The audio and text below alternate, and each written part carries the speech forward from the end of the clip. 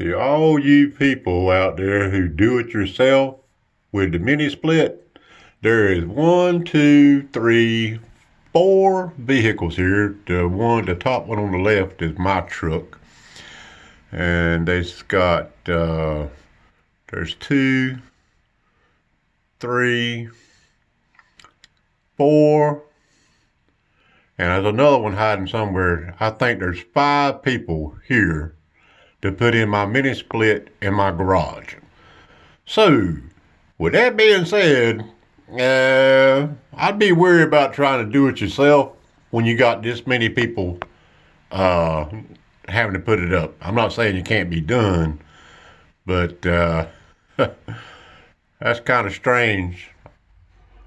4 vehicles, 5 people putting up a mini split. But hey, I want it done right. Anyhow, I'll give y'all another video once they get it up installed.